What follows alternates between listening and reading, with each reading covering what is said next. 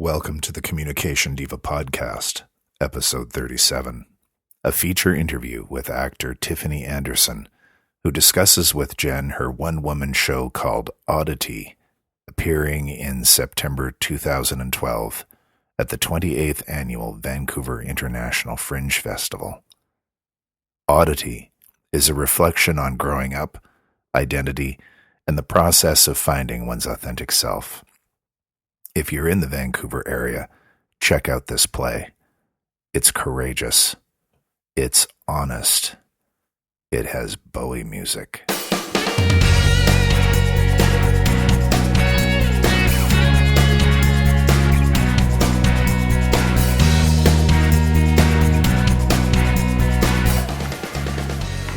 Hey everyone, welcome back to Communication Diva. This is Jen Swanson, and this is the podcast that helps you to explore communication in the hopes of helping your relationships. And today I am very excited to have with me actor, writer, and amazing person, Tiffany Anderson, and she has just been in a production of a play that she wrote called Oddity that I have seen tonight, and I must say it is a pleasure to be speaking with you, Tiffany. Thank you so much. It's a pleasure to be interviewed by you. That's great. So I wanted to ask you if you could tell the listening audience, because people are listening from all around the world, and unfortunately won't all get the chance to see this show this year anyway, a little bit about what it is you've just been doing. Well, Oddity is what we like to call a psychedelic coming-of-age story told through diary entries and musical numbers. It's influenced by sort of the moment when you become self-conscious and how that affects your social interactions. Mm-hmm. And also, just how that affects growing up and uniting who you are comfortably at home with who you might be in a crowd. And you span quite an age range here when you're doing the production. It's just under an hour, and you start off at 5. And what age are you at when you're at the eldest? Present day, so 24 years old. Yeah, I don't know how many years that is. 19? 19. Quick math. There you go. That's great. So how long did it take you to create this?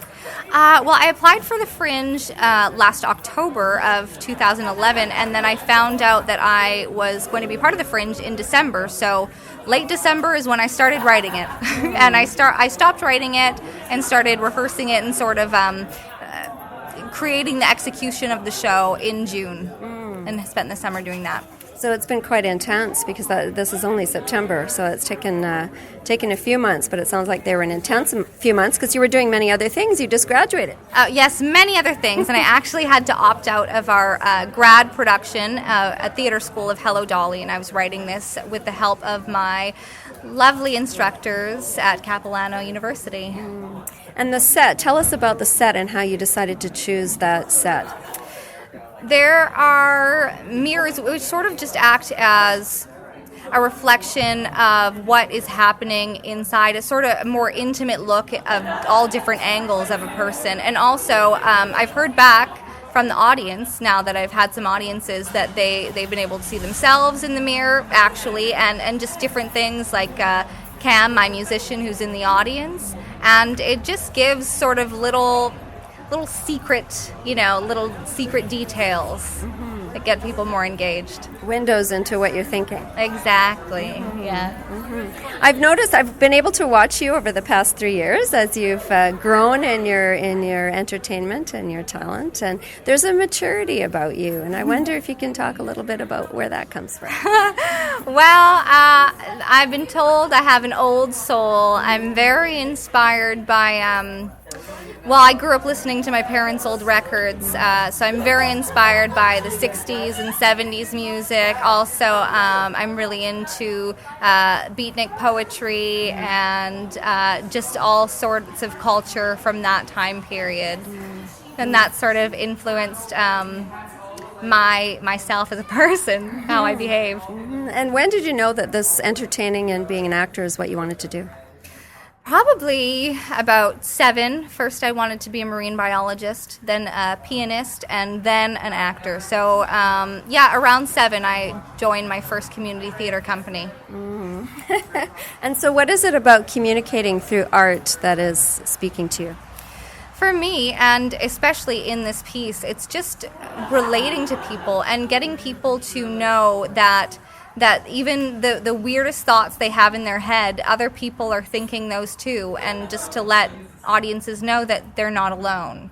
Get people more engaged in the art instead of just presenting sort of a facade or something just entertaining. I liked the imagery and the sound effects of the wall. Can you tell us about that a little bit? Well, in this show, I am stuck in a television set, or at least that's the idea. So I'm running into it, I'm knocking on it, I'm smashing it at some points, and then, so we worked actually quite intensely searching for the exact sound that would sound like glass. We went through quite a few, actually. They were hard to find. And so that's the wall that is separating you from all the people around me and also myself. It's sort of the secrets we keep from ourselves in thinking that we have to be something else. And not just being who we are naturally. And you use the word weird a lot. Can you talk about that a bit? I feel like people are constantly putting themselves down and saying, "Oh, I think that, but I'm so weird," but nothing. If you talk to anybody about your deepest, darkest secret, what you feel is your deepest, darkest secret, the chances are that at least many other people are going to say, "Yeah, me too, exactly." So, it's we're all weird, if weird exists at all. I love it. I really do. This is a very personal story, and it must have, I think you're very courageous to have put yourself out there like that. And what was that like for you? Was there a process that you had to go through to do that? Certainly, and I also wanted to make sure that it wasn't... people didn't feel like I was trying to bring attention to myself personally instead of making it a more relatable story. So I took my own story, but if you noticed, I never said my own name in the story. I constantly said me or myself, just to open it up to everyone. I feel like it's a relatable story anyways, but I wanted to take the content of my life and sort of put it in the hands of my audience. Yeah, and it came across for sure. And were you a bit afraid of it? Oh, certainly. There was a lot of different, should I say that? Should I not say that? And certainly there were some things that we looked at and both me and my instructors felt maybe we should phrase it differently, or maybe that comes across a little bit harsh. And also looking back, there were also times when I had perceived things a certain way, but there was a scene about my instructors, how I perceived that maybe they were laughing at me. And when I was working with my instructors in university in this piece, they said again, well, maybe you want to look at that, because were they actually laughing at you? And I realized that no, that's just how I had felt. So there's a lot of that going on. And also with some of my personal demons that came out in the end, I think it's just about owning it personally, and that's something that I've dealt with in my life. So now I kind of have the freedom to maybe help other people who are going through that. And that's the power behind art and theater, isn't it? That it can transform people you don't even ever meet. Exactly. And I just hope that more people can make it out here to relate and maybe share their own stories to me as well. Can you tell us when the next shows are and all of that? The next shows, we start again on Thursday. I believe it's the 11th. 13th. Yeah. 13th. Yeah. Tuesday's the 11th. Yes. Yeah. Thursday, the 13th at 6:15 at Studio 16. Then we have another one at 6:45. Sorry, it's the other way around. Thursday is 6:45, Saturday is 6:15, and Sunday is 3:15. All at Studio 16 at 1555 West 7th off of Granville and Fur. And this is in Vancouver, British Columbia, just in case you're listening somewhere else. Exactly. That's right. So what's next for you, Tiffany? Well, I'm currently in the Bachelor of Performing Arts program at Capilano, so our final project is building a show from scratch to put into the Push Festival. And then after that, I'm going to continue writing my own pieces and hopefully put them on successfully within the city of Vancouver. Fantastic. Well, I look forward to watching your career as it blossoms and continues to do so. And I wanted to say thank you very much. Do you have any last-minute words of advice to our Communication Diva listeners? Just be open with yourself, have fun, and don't be scared of yourself, because you don't need to waste your time doing that. That's right. Great. Wise words. Thanks, Tiffany, and I look forward to talking to you again. Thank you so much. Nice talking to you. So that was my interview with Tiffany Anderson, writer, actor, and entrepreneur, really. Last evening at the Vancouver International Fringe Festival. And if you want to catch Oddity, it will be on about 3 more times this week.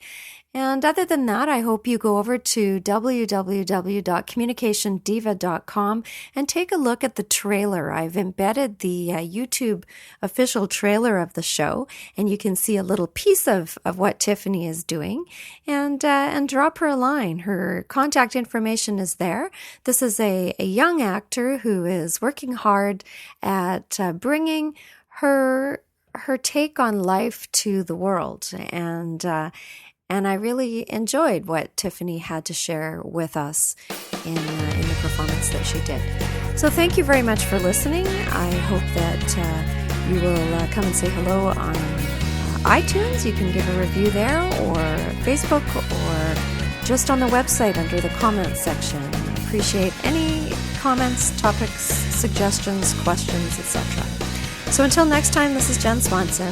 Thanks for listening.